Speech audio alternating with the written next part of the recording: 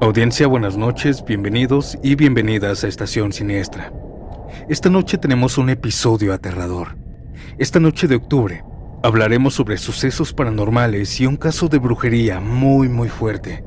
Así que si eres sensible a este tema de la brujería y el esoterismo, te recomiendo mejor no escuchar esta historia. Y los que quieren conocer este lado paranormal, apaguen la luz, acomódense, y si estás haciendo alguna actividad, déjame acompañarte en estos minutos llenos de terror. Mi nombre es Santiago. Comenzamos.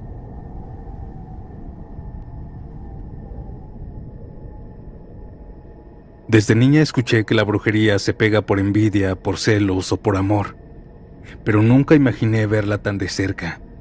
Mi hermana Lucía lo aprendió de la peor manera. Lo que empezó como un matrimonio roto terminó siendo un tormento que la arrastró casi al borde de la muerte. Pero déjenme darles un poco de contexto. Lucía y yo vivíamos en Zacatlán, Puebla. Compartíamos todo: la comida, el tiempo, las risas, nuestros pasatiempos. Éramos como uña y mugre. Durante 5 años estuvo casada con Daniel, un hombre que al principio parecía bueno. Hasta mis padres, que en paz descansen, se los ganó. Pero con el tiempo, los últimos 2 años de su matrimonio se volvieron feos, un infierno. Pues él se volvió posesivo, controlador, violento, borracho. No soportaba que Lucía hablara con nadie. Le revisaba el teléfono diario, la seguía al trabajo, a veces se paraba al frente de la tienda solo para vigilarla desde la calle. Muchas veces hizo escenas de celos frente a clientes, gritándoles a ambos que eran amantes, y hasta se llegó a agarrar a golpes con varios hombres. Lucía lo aguantó más de lo que debía. Una noche regresó llorando a la casa de mis papás, donde vivía yo, con un moretón en la cara. Dijo que él le había gritado y golpeado por solo regresar las buenas noches a una persona en la calle. Empezó a decir que si con ese lo engañaba, que no tenía permiso de hablar con nadie. Ella intentó decirle unas palabras, aclararle que no estaba haciendo nada malo, pero la golpeó. Al día siguiente lo dejó para siempre. Él no lo tomó bien. La insultó frente a todos y se fue. Por varias semanas estuvo rogándole que regresaran, que iba a cambiar. Le llevaba detalles, le escribía cartas de arrepentimiento, pero al ver que no funcionaba, aquel sentimiento se volvió enojo. Comenzó a acosarla en todos lados, a molestarla en el trabajo, e incluso le quiso pegar varias veces solo por no querer regresar con él. Pero mi hermana ya estaba firme. Una ocasión, muy enojado, la amenazó. Le dijo que si no iba a regresar con él a la casa, se iba a arrepentir con lágrimas. Después de eso, desapareció. Y por un tiempo pensamos que todo había terminado. Los primeros meses fueron tranquilos. Lucía se veía tranquila, alegre. Salíamos juntas, nos divertíamos yendo de compras, yendo al cine o simplemente viendo películas en la casa.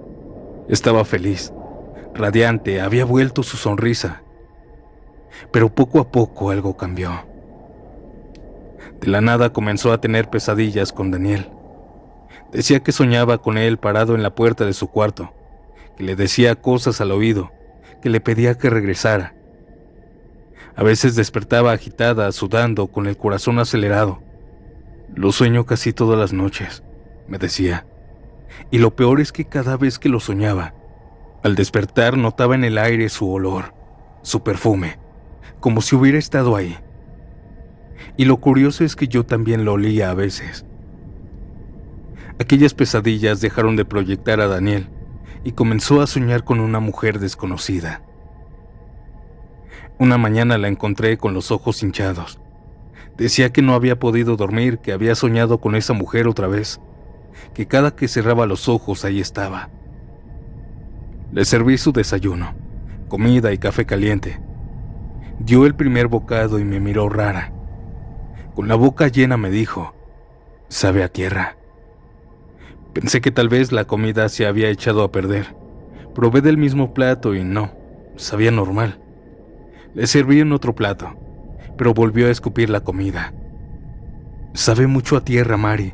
Siento que tiene tierra», lo dijo temblando.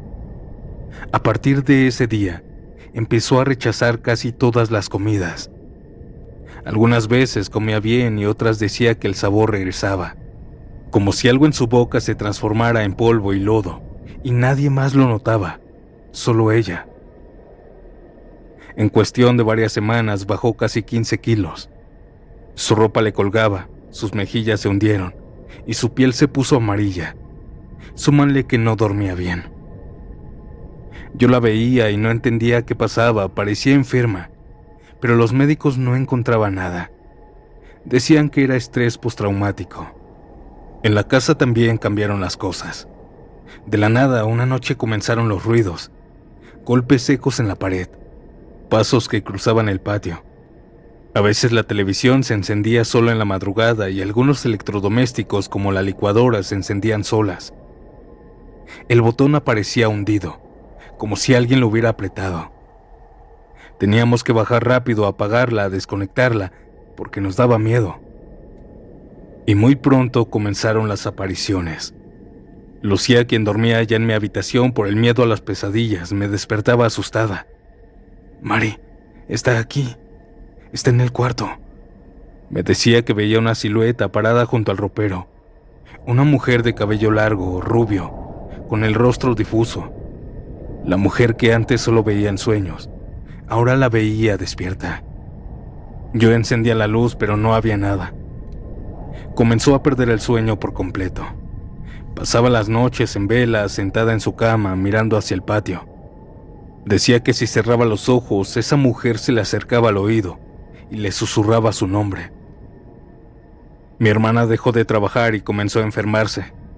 Estaba débil, pálida, le salían moretones por todo el cuerpo, fiebre constante, le dolían los huesos y seguía perdiendo el peso. Apenas si podía pararse. Cayó muchas veces en el hospital internada, pero no le encontraba nada. Le hicieron estudios de todo tipo, pero seguían sin dar el motivo por el cual ella estaba así. Recetaron de todo, y creo que lo que mantenía viva a mi hermana eran las vitaminas y los sueros, pues hasta en los hospitales decía que la comida sabía a tierra. Aún así la obligaban a comer. Sin embargo, a pesar de saltar de doctor en doctor, con el paso del tiempo, Lucía se fue apagando. Tristemente dejó de comer por completo. Le costaba caminar, su cabello se comenzó a caer a mechones. Parecía otra persona. La llevé a hospitales privados en donde según personas eran mejores y que ahí sí me darían respuesta. Pero todos decían lo mismo, que no encontraban qué la mantenía así. La ponían estable unos días y la regresaban a casa, pero yo la veía marchitarse. Una noche me dijo algo que me heló. Cuando me vence el sueño, siento que alguien se me sube encima. Pesa como un muerto. No puedo gritar ni moverme. Era parálisis del sueño, dijeron los doctores, pero me di cuenta que no era eso. Yo la vi despertarse llorando, con la marca de una mano en el pecho, otras veces con rasguños en la cara. Era extraño. Era horrible irme a trabajar y dejarla ahí por algunas horas pensando que cuando regresara ya la iba a encontrar, ya saben, muerta. Conforme pasaba el tiempo, mi hermana comenzó a despedirse de mí. Me decía que aquella mujer que veía, ya comenzaba a tocarla y no en los sueños. Que en las madrugadas, cuando ella despertaba, la tenía ahí, al frente. Que sentía sus manos frías y rígidas recorrer su cuerpo. No se imaginan la desesperación que sentí. Esa noche no pude dejar de llorar en la sala. Me fui para allá porque no quería que me viera llorando. Dejé de llevarla al doctor y comencé a buscar otras formas diferentes de curarla. Le platiqué a todos lo que andaba sucediendo. Una vecina nos recomendó a un chamán de Cuetzalan, un hombre mayor que ayudaba en casos donde la ciencia no podía. Mi vecina no me había dicho porque pensaba que yo la iba a tomar como una loca. Pero fuimos a verlo una mañana nublada. Saqué a mi hermana del carro y le ayudé a caminar hasta la puerta de aquella casa y toqué. Apenas vio a Lucía y dijo: «Ay, mi amor, te están haciendo un daño bien fuerte. Esta mujer no está enferma, está embrujada». Me ayudó a pasarla a un patio trasero en donde habían varias ollas de barro con muchos símbolos, ofrendas y comida. Olía mucho a copal y se sentía extraño el lugar.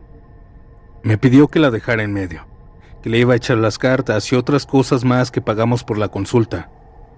Todo el rato estuvo con cara de preocupación, y después de varias horas de estar ahí me dijo que comprara ropa blanca en el centro y que regresara.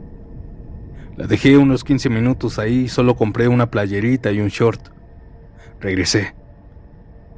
Él le comenzó a hacer un baño con diferentes cosas que tenía, y su esposa comenzó a romperle la ropa que había llevado.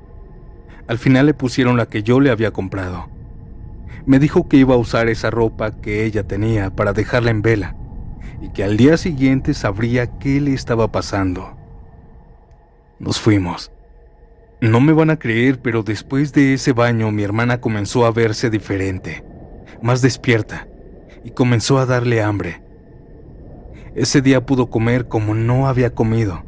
Todo le supo delicioso, y ahí vi una pequeña esperanza. Pero al día siguiente volvió aquel sabor de tierra. Así que nos fuimos en la mañana con el señor brujo. Nos pasó a su casa y nos comenzó a decir cosas. Ya sé qué le hicieron. La enterraron a los pies de un muerto. Le hicieron un trabajo con un ánima. La están jalando desde el panteón y no va a parar esa alma hasta llevársela. Le preguntó si tenía enemigos. Lucía solo bajó la cabeza diciendo que no. El chamán la miró fijo y le dijo: fue alguien que la quiso mucho y la odia más. Durante semanas intentó ayudarla con limpias, baños de hierba, rezos, humo de copal, pero nada funcionaba. Cada vez que hacía una limpieza, Lucía vomitaba, pero vomitaba como agua café. El chamán me llamó aparte y me dijo: esto es demasiado fuerte para mí. Necesito traer a mi madrina. Ella trabaja con muertos. Le dije que sí, que no importaba cuánto me cobrara, que yo vería el modo de pagarle, que si tenía que darle mi carro lo haría. Pero él me dijo que me iba a ayudar. Esa misma noche llegó su madrina, una palera o algo así de esa religión. Venía vestida completamente de negro, con collares de colores oscuros y una mirada que imponía respeto.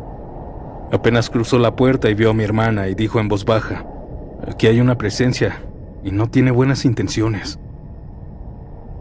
Me explicaron que trabajar con muertos era muy fuerte, que no me asustara si veía algo o escuchaba cosas. Me hicieron una protección rápida y por la gravedad del asunto no perdieron tiempo y comenzaron a trabajar.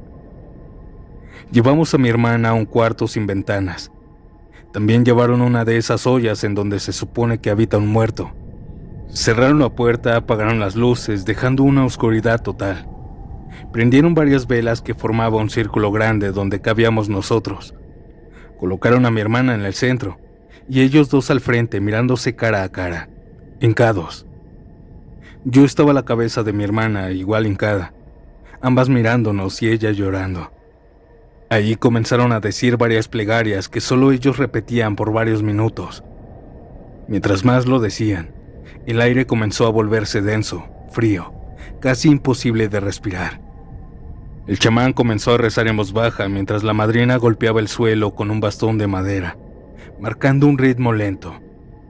Yo estaba observando nada más.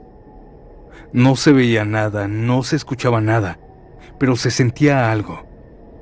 Como si la habitación estuviera llena de personas, pero solamente éramos 4. Sentía en ocasiones cómo alguien pasaba detrás de mí caminando. De pronto el chamán dejó de rezar y la señora comenzó a temblar mucho.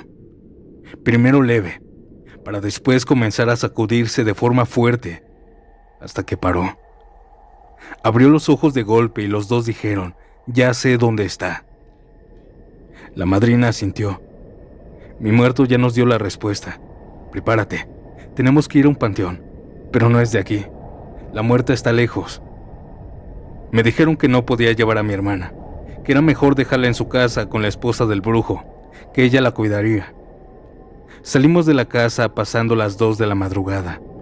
La carretera estaba vacía. Ellos iban en silencio, como escuchando una voz que solo ellos oían. El chamán me decía las indicaciones: por aquí da la vuelta y síguete derecho. En el camino algo se nos atravesó. Algo nos quiso parar, pues el volante a veces se ponía duro, como si alguien lo estuviera agarrando, o en ocasiones al ir en recta sentía cómo se me movía el volante intentando que yo perdiera el control. Así que bajé la velocidad.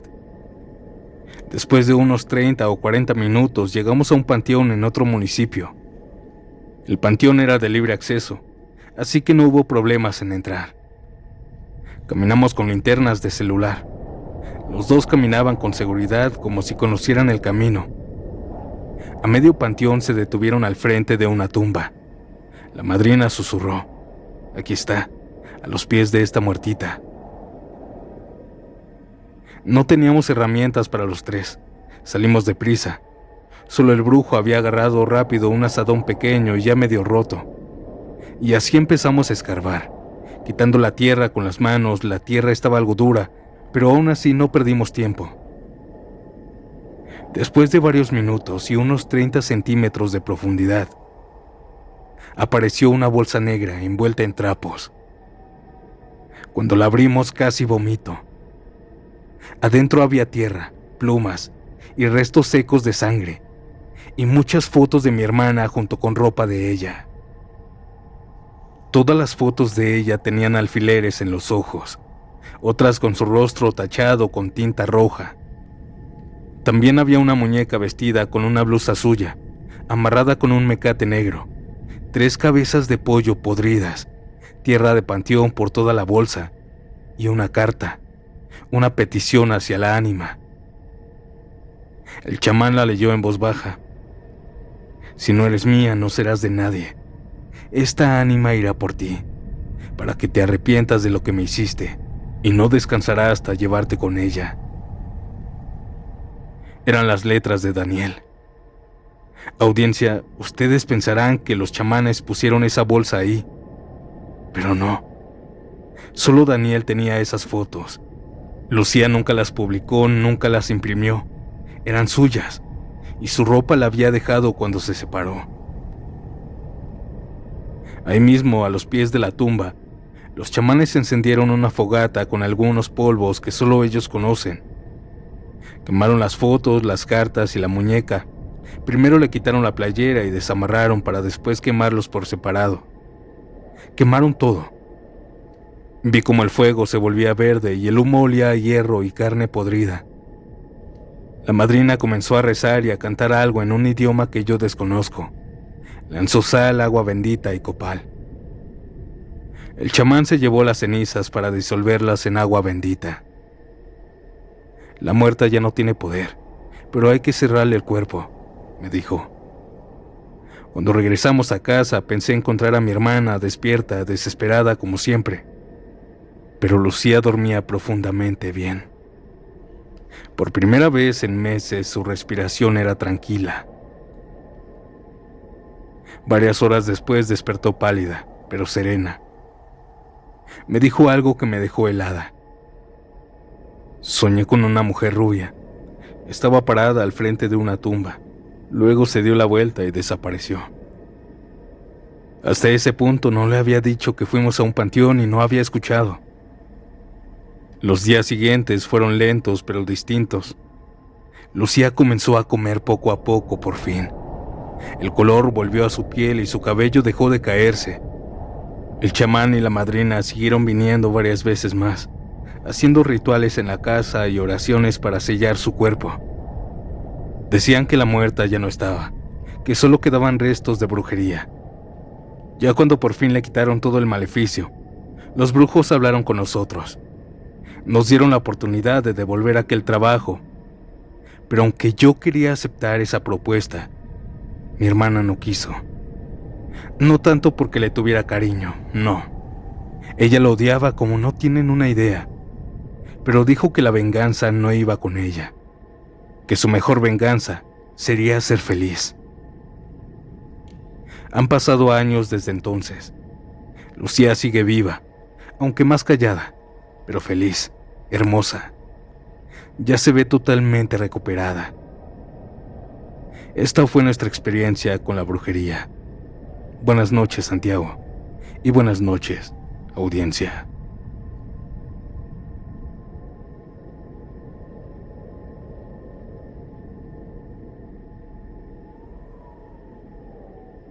Yo nunca creí en nada, ni en santos, ni en brujería, ni en brujas. Si alguien me hablaba de energía, yo me reía, hasta que una noche me tocó vivirlo.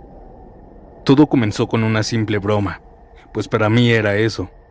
Una amiga del trabajo me insistió en ir con una señora que le leía las cartas en su casa. Yo le dije que eso era solo puro cuento, pero ella juraba que la habían ayudado.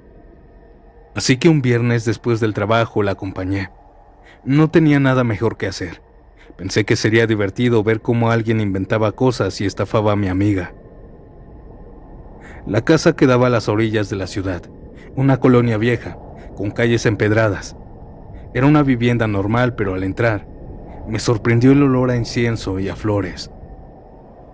En una esquina había una mesa con velas, figuras raras con cuernos, copas con agua y un mazo de cartas. La mujer que nos recibió se llamaba Cira. Tendría unos 60 años por ahí. Llevaba un rebozo negro y una falda larga, típica de esas señoras, y una mirada serena pero profunda. No sonreía. ¿Quién va primero?, preguntó. Mi amiga levantó la mano. Yo observé la lectura con escepticismo. La señora decía frases genéricas. Veo preocupaciones, alguien te tiene envidia, un cambio se acerca. Yo casi me reía. Cuando terminó con ella me miró directamente y me dijo: tú también quieres saber, aunque no lo admitas. Y sin esperar respuesta bajó las cartas y me pidió que las cortara con la mano izquierda. Me dijo que sería gratis para mí, pues estaba segura que yo no creía. Las primeras cartas cayeron sobre la mesa, con suavidad. Ella las observó en silencio, moviendo los labios. Tu nombre es Giovanna. Me dijo todo mi nombre hasta con apellidos. Yo me quedé sorprendida. No había manera de que supiera eso. No le había dicho nada de mí, ni siquiera a mi amiga. Vive sola, ¿verdad? Sí, respondí, intentando sonar indiferente. Pero últimamente sientes que no estás sola, me dijo. Me quedé helada. Esa misma semana había soñado que alguien me observaba mientras dormía. Una sombra parada frente a la cama. No se lo había contado a nadie. Ella siguió hablando como si leyera mi mente. Te despiertas en las madrugadas, sin razón, y a veces escuchas ruidos, como un golpe en la pared. No supe qué decir. Eran detalles tan precisos. La mujer levantó la vista y me dijo: no te asustes. A veces uno, cuando niega lo espiritual, las cosas buscan hacerse notar. Me pidió que eligiera 3 cartas más. Las elegí y ella suspiró. Hay un alma que quiere hablarte. Yo no pude evitar reírme, nerviosa. ¿Hablarme? ¿Pero por qué? ¿Quién es? No es alguien que tú conociste. Es alguien que murió en el mismo lugar donde tú vives ahora mismo. Ahí me recorrió un escalofrío. Vivo en un pequeño departamento en el centro. Lo renté hace un año. Y la dueña me dijo que antes vivía un señor mayor ahí, que falleció ahí mismo de un infarto. No podía saberlo aquella señora. No había forma de que esa mujer lo supiera. Él no quiere hacerte daño, pero no estás tan sola como crees. Le dije que no siguiera. Me paré algo asustada, nerviosa. Le dije a mi amiga que nos fuéramos y así lo hicimos. La bruja me gritó que no era malo, que solo estaba en ese plano atorado. No dormí bien esa noche. Intenté convencerme de que había sido pura coincidencia, que esa mujer había adivinado nada más. Pero al llegar a mi departamento ya no pude descansar. Intenté dormir, pero a las 3 de la mañana me despertó un sonido seco en la pared. Justo detrás de mi cama, 3 golpes aparecieron, lentos, como si alguien tocara desde adentro. No quise moverme y menos pararme, no después de lo que había dicho la señora. Ya después, cuando me estaba ganando el sueño, comencé a soñar de nuevo con un señor viejito. Lo veía en mi departamento, pero vacío, sin muebles, sin luz. Solo él ahí, parado, agachado, con una pequeña luz que iluminaba desde arriba. Cuando desperté hablé con la dueña y como había un departamento vacío a un lado, le dije que si me podía pasar para allá. Ella aceptó. Solo tuve que cambiar mis muebles, que fue muy fácil. Ni siquiera me tardé tanto. Así dejé de soñar con aquel hombre. Y sobre la bruja, prefiero pensar que tal vez una minoría no son charlatanes. No cabe duda que hay cosas inexplicables en este mundo, sucesos que aún no podemos entender. El tema de la brujería es muy complejo y escalofriante. Ahora, ¿qué les parece si vamos con otra historia? Un relato que nos manda Casey Beltrán. Pero antes de pasar a la siguiente historia, no olvides dejar tu like y comentar desde dónde me escuchas. Ahora sí, ¿están listos y listas? Continuemos.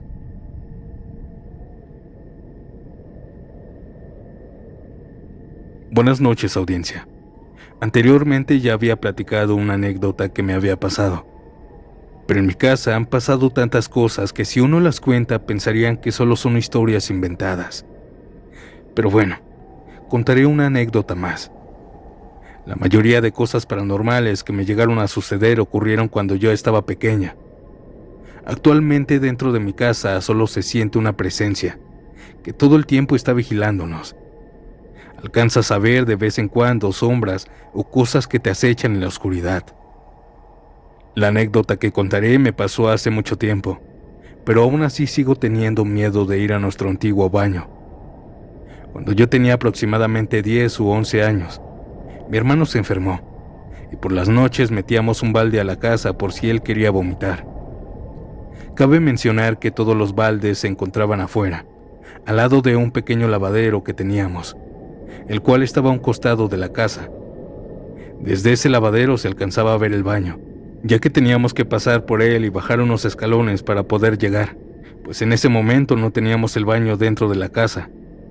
Como era de imaginarse, ese día me tocó salir a mí por el balde, y hasta ahí todo iba bien. Aproximadamente eran las 8 o 9 de la noche. Yo salí por la puerta con destino al lavadero, y cuando llegué ahí y agarré el balde, sentí claramente que alguien me observaba desde el baño. Era como una mirada pesada, que hasta se me erizó la piel. En ese momento volteé, y sobre el baño había algo parado. Tenía el cuerpo de una persona, pero era muy alta. Era completamente oscura. Solo se le distinguía los ojos rojos. Recuerdo haber aventado el balde y comenzar a correr hacia adentro de mi casa. Recuerdo también que volteé para ver que no me fuera siguiendo, pero solo vi cómo saltó y lo perdí en la oscuridad. No cayó hacia ningún lado, no escuché ningún ruido, no vi que volara o algo por el estilo. Solo desapareció. Por este suceso agradezco que se haya adecuado un baño dentro de la casa, y desde ese momento odio la idea de tener que ver ese baño. Aún así me asusta y aún sigo recordando perfectamente lo que vi y el miedo que sentí en aquella noche.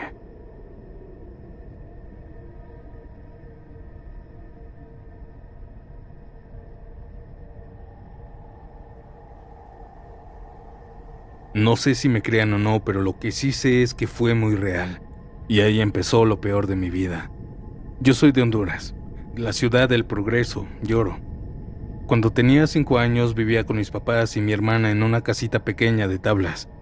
En ese tiempo, en la colonia donde vivíamos, eran pocas las casas y estaban bien apartadas unas de otras, así que era muy oscuro por las noches y no había mucha luz pública.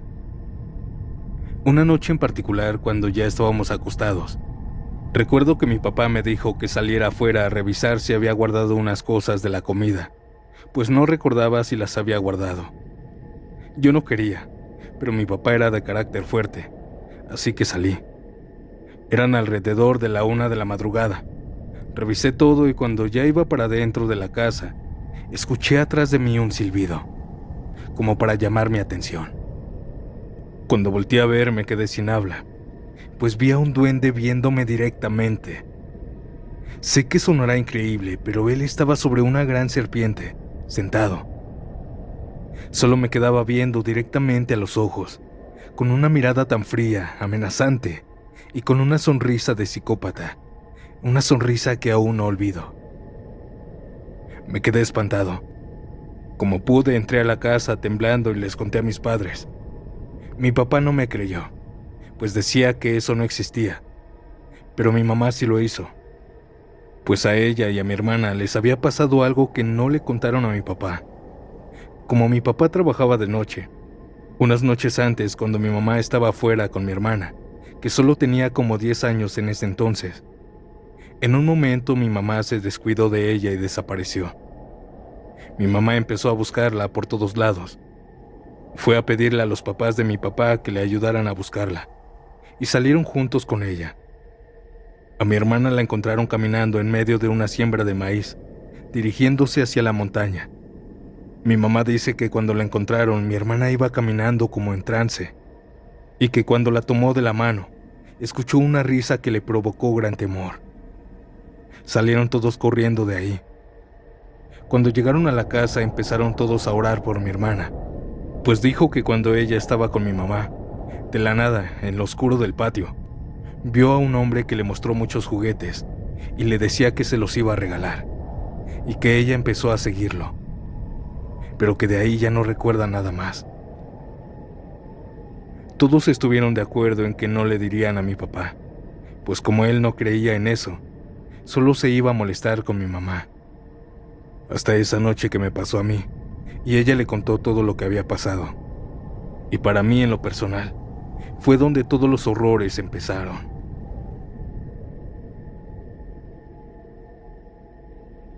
Audiencia, con este relato terminamos este episodio. Esta última historia nos la manda Alan Hernández, quien nos dice que esto solo fue el principio de más cosas paranormales, más cosas que nos irá contando poco a poco. Y bueno, buenas noches, y nos vemos pronto en un nuevo episodio. Chao.